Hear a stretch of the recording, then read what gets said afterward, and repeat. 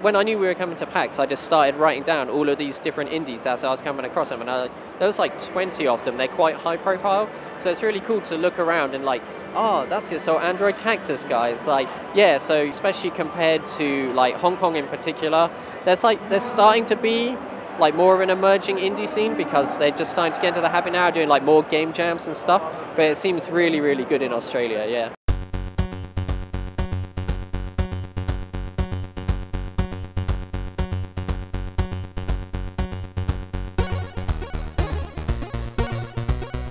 Hey guys, I'm Hugh. I'm Darren. And we're here today at the Penny Arcade Expo to talk to some of the indie exhibitors showing off their games, as well as some of the schools here.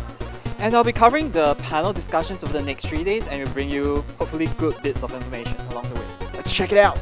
So I'm here with Andrew from Baby Steps Games. Andrew, what can you tell us about your game Sundae Drive? It's our very first game. We thought, why stop to serve ice cream to people when you can just like fling it at people as you're driving past and coins will magically come out of their pocket and go into your truck somehow. So yeah, the idea is basically to shoot people with ice cream in the face and avoid all sorts of crazy obstacles and hazards on the road as you're doing so. So my brother and I used to like make games when we were teenagers, when we were like 13, 14. We would just like experiment with like Game Maker, RPG Maker. We just like loved building these little worlds basically. And my brother did computer science and he like became a code monkey basically. He was working on code all day and he's like, this is boring, I want to build my own project again. So he started just making a game in his spare time and I was like, this is a great idea, like why don't we try and do this as a job? Well, look, I think it's fantastic that it's, you know, there's so many tools available with low barriers of entry so that there can be so many small studios and small projects you know, happening all the time and it's wonderful to see. It means that a lot more kind of interesting ideas, riskier ideas can be tried and it's fantastic and it's really good to see that's happening in Australia just as it is everywhere else. So one thing we noticed was that we had a lot of students that were graduating from the course and then going into small studios or wanted to start up their own studios because that was that is still the environment that is really prevalent, particularly here in Australia. So we designed the AIE Incubator program to basically help students learn the business side of game development. So we get accountants in, lawyers in, and you know, they actually incorporate a company, work on a product, and hopefully at the end of the year have something that's ready to show off. I spent the last 2 years sitting in front of a computer screen trying to make a game and I haven't had any contact with the wider industry whatsoever. So PAX is just like a massive, massive eye-opening, door-opening experience for me. It's so great to talk to all of these other developers and all of these other people and just get all of this feedback. It's a great opportunity to get our game in front of people. We don't have a lot of time to go out and show people. We don't have access to the huge amount of gamers that we have here. And they're giving us great feedback.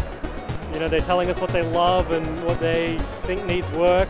And it helps us to kind of understand the market and what people are going to be playing our game. 2009 was a very difficult time because we had a lot of big studios prior to that. And then GFC hit, and with the financial crisis, a lot of studios had to close down, a lot less work around. But it's actually been a really good thing for the industry because a lot of those studios broke apart, and now you've got this huge amount of indies who are making all these amazing games. It has so much potential, and I see so many people getting into it with so much talent.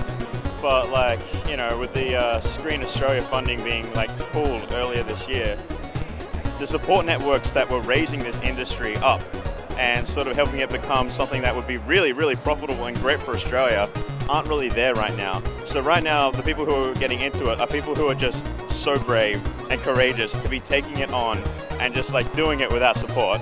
And that's amazing. And I love that you can't kill the indie spirit, and Australia is going to be on the map in like the next 5 years for sure. But I just wish that there was more support for us. With the Screen Australia stuff going away, I don't think it matters that much. We're seeing a lot of great games coming out now, and I think that's going to lead to a lot more successful studios, and from there there's going to be more jobs, there's going to be even more things springing up from that. We've got things like the incubator program like really getting rolling, and we're seeing some great teams coming from that as well. Whether it be like Canberra or Melbourne or Sydney, there's stuff popping up everywhere. You look at games like Duet and Train Conductor, Flight Control, Fruit Ninja, like they're all really well executed, but quite simple and to the point. And we do really well at it. And I think the Australian scene has continued to produce these really interesting titles that are sort of break out and change the landscape quite a bit. Yeah, I mean, I think there's a lot of talent in the country and it continues to show through.